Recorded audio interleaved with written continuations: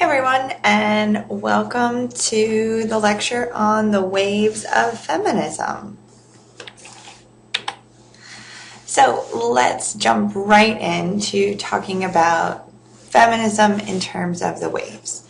So feminism is often understood with a three waves model, sometimes understood as a four waves model, and there are current feminists who are rejecting the waves version of understanding feminism entirely. But because the waves model is by far the most classic understanding of study of feminism, I'm going to go ahead and use that in this class, at least as a foundation.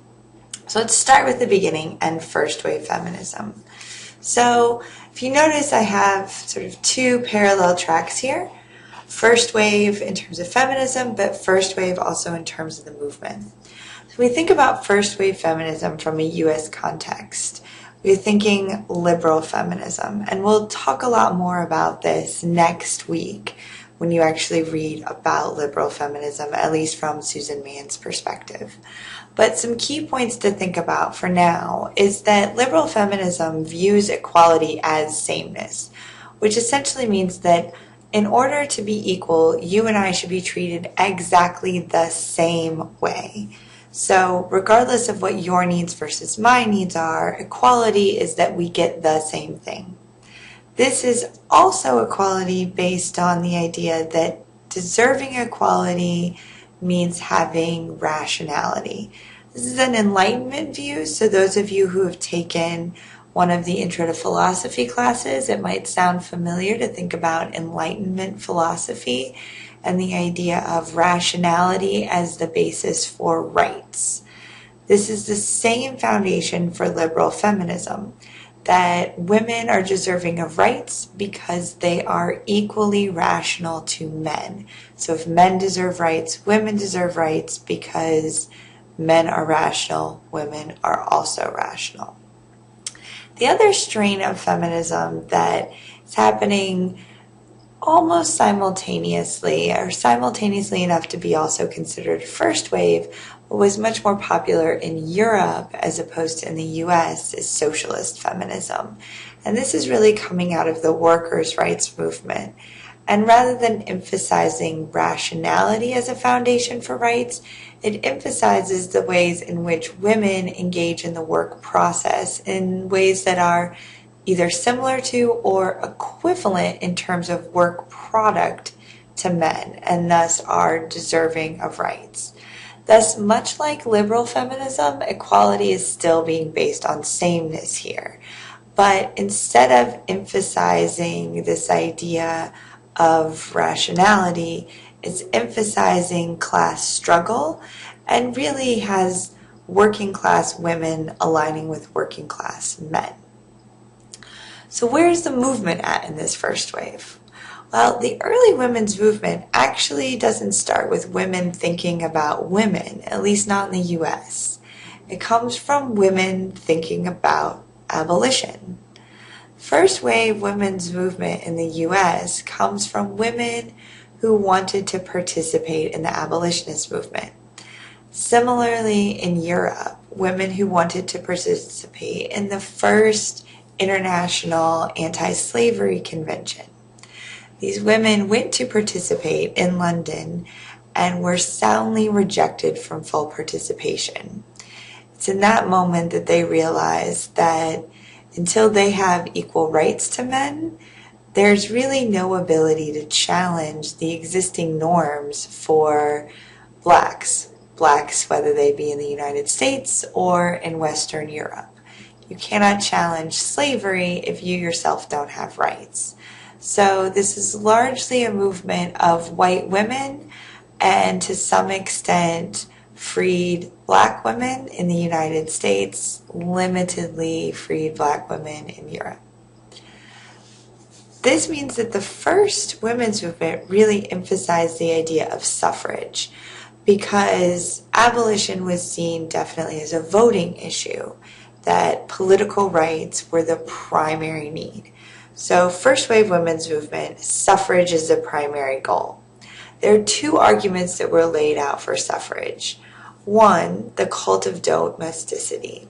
what exactly does that mean? Well, domesticity, right, of the home. So the cult of domesticity would be those arguments that were made that women should be able to vote because women are the kinder, gentler sex, right? And I'm using sex here obviously improperly. You watched the first video, right? But it's this idea that women would be the moral foundation for societies because women are the caretakers of children, that they would provide the care, the love that's missing from the current voting behavior. That's that cult of domesticity argument. The other argument, which sounds a little bit more like what we might expect from liberal feminists, is the justice-based or the equity-based argument, which is women are equally rational, so the fair or the just thing to do would be to give women equivalent rights to men. The big challenges then for women who were trying to propel the movement forward at this time that I'm going to highlight are that one, in order to get suffrage, you had to convince men to give women suffrage. Well, let's think about this for a minute. If you have the right to vote and you give the right to vote to other people, what happens to how much your vote counts? The more people who vote, how much influence does your vote have? So how much do you want to give your vote to other people, or the right to vote to other people? It's kind of a tough sell. On top of that, to convince them, you need to go out into the streets and tell as many people as possible. Going out into the streets and hollering at people, that wasn't exactly considered feminine. This is the late 1800s.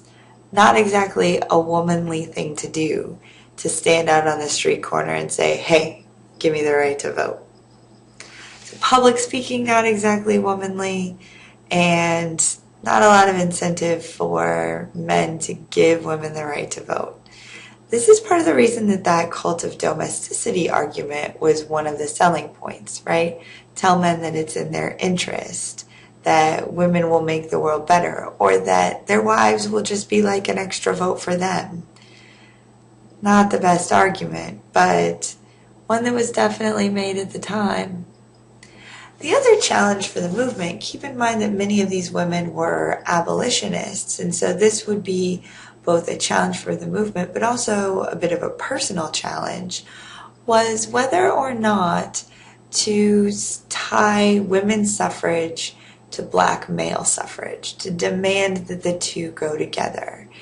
And for those of you that are not super familiar with your U.S. Constitution, black male suffrage came with the 15th Amendment, but it was specifically black male. In fact, the very first time in the Constitution that suffrage is explicitly made male only. Women don't get the right to vote until the 19th Amendment. So it's quite a conundrum whether or not women should support the 15th Amendment or demand that women be included.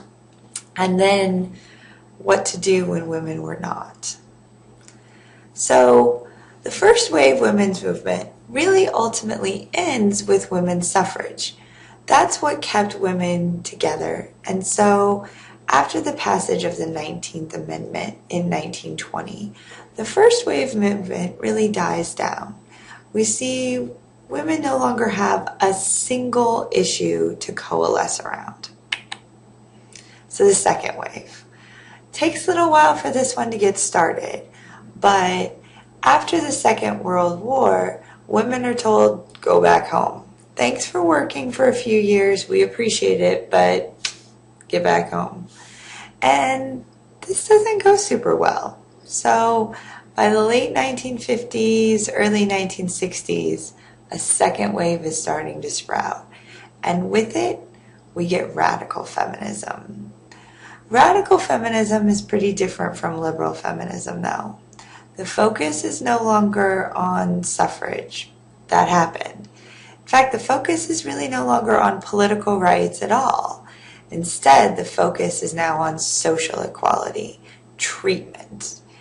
It's also changed because now we have women who've gotten experience in other social movements, women who have been a part of the Black civil rights movement, the Native American civil rights movement, the labor movement. All of these women are now coming into a new women's movement with the tools and skills that they've developed in other movements. What they've also learned is that as women, they were oppressed. Within the Black civil rights movement, Black women felt oppressed by the Black male leaders. Same thing in the Native American civil rights movement, within the labor movement, all of those movements. So radical feminism starts in part with the premise that women's oppression is the most fundamental oppression. And we can talk about the ways that that may or may not be true, but this is a fundamental premise to radical feminism. And part of this premise is that within any society, if there is a distinction based on sex, that leads to,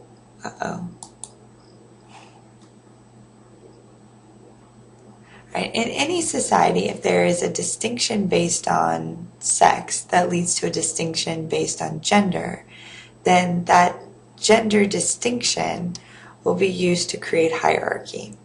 And so women's oppression becomes fundamental. The next aspect that I want to touch on, at least a little bit, to the second wave, is that there becomes a challenge to the idea of compulsory heterosexuality. And this is the idea that the only way for a woman to be successful in society is to find a man-identified male husband, have kids, and become a good housewife. Right? That is what success means. And radical feminists challenged that idea and said, well, compulsory heterosexuality, mandating marriage as success, really just reinforces patriarchy. It places more power in the hands of men and encourages competition amongst women for a limited resource of available men. Now, radical feminism is really what we think of as most fundamental to second wave feminism, but the second wave also sees the foundation for psychoanalytic feminism. And I don't really want to talk much about that right now, but have that in your minds. And when you take feminist theory, and hopefully you all will, we'll talk a lot about psychoanalytic feminism. But for now, just keep in your back pocket that that's starting in the second wave. So with all of that happening in terms of intellectual thought, what's going on with the movement? Well, first thing that happens that is pretty big change is the rejection of traditional gender roles. So women start to see ways to think about doing gender differently, thinking about maybe not having motherhood be a goal, and maybe I don't need to wear heels. Think about all those pictures you see of women throwing their bras away, right? Rejecting those traditional gender roles. The other thing we get is the push for the Equal Rights Amendment, which would add to the United States Constitution an explicit mandate for gender equality. But in addition to that, a demand for social change, an acknowledgement that laws on paper don't necessarily change the way people are treated. So instead of just changing the law, the second wave really demanded that people change the way that they think and the way that they act. Now, the first wave was pretty unified because there was one conscientious, solid goal, the right to vote. But the second wave wasn't as unified. In fact, not all women who identified as feminists wanted the Equal Rights Amendment to be passed. And not all men were welcomed into the women's rights movement by all women who identified as feminists. So we have some divisions here. But the division I'm going to emphasize right now is the sex politics division. So two important points. One is the identity of lesbianism as a political identity as opposed to a sexual one. During the second wave movement, we get lesbian as a political identity rather than a sexual one. And this was problematic for a few reasons. One is that it took away the sexual aspects of the sexuality. So for women who actually were lesbians, it took away a pretty fundamental aspect of being a lesbian. But two, it made many feminists feel like lesbianism was compulsory. So for heterosexual feminists, they felt rejected by the movement. This was ultimately divisive and unfair to all women. Another important division in this era was the contentions over sexual liberation versus pornography.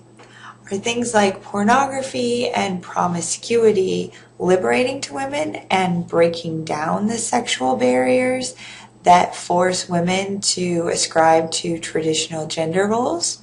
Or do pornography and overtly sexual behaviors reinforce male power over female bodies? It's a question we're still grappling with today, arguably, but a division that has its foundations in the second wave movement. The third wave. So, transversal feminism is one name to the third wave. And the third wave is really where we get a wide diversification of feminism. So transversal is really just one of many I could talk about. We could talk about multicultural feminism. We could talk about ecofeminism, post-colonial. I could go on for quite a while. But I'm going to focus on transversal. And the aspects of transversal that a lot of those other feminisms have in common as aspects of the third wave. So first one, rejection of essentialism. Well, what do we mean by that? This is kind of the same thing I talked about in the previous video, which is this idea that there is no one way to be a woman or a man. We're rejecting this idea that there's a unified womanness or manness, and instead, gender is a spectrum. Transversal feminism also is theorizing on the ways in which gender is performative. So we're really aligning here pretty closely with modern and postmodern women's studies. Heraclitean world, not a paramedian world. So what does that mean? Because those are weird, maybe scary sounding words. By Heraclitean world, what we mean is to say that knowledge is subjective, that we come to ideas and understanding from a situated perspective, that rather than a universal truth, paramedian world, there are instead multiple truths, subjective truths. Truth instead becomes plural. And with this then, of course, becomes the last point, a recognition of difference and the importance of difference. So when I say recognition of difference here, I don't just mean difference exists, but that difference is important, that it's valid, that it's necessary, and that we have to theorize about the ways in which difference contributes to feminist perspective. So the movement, well, this is maybe where the movement is now, maybe where it's recently been.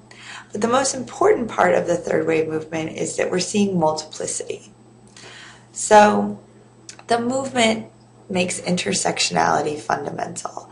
I mentioned this a little bit in the last video, this idea that we have multiple identities that shape our gender, that shape who we are, and that shape what issues are important to us.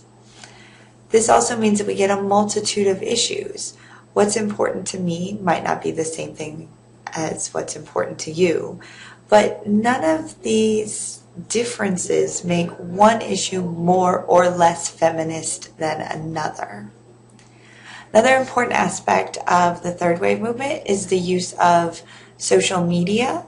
So everything from the zines of the 90s to Twitter and Tumblr now. The use of social media as a way for feminists to join together and a way to disseminate information about current issues. And finally, the current movement really sees an expansion of the dialogue.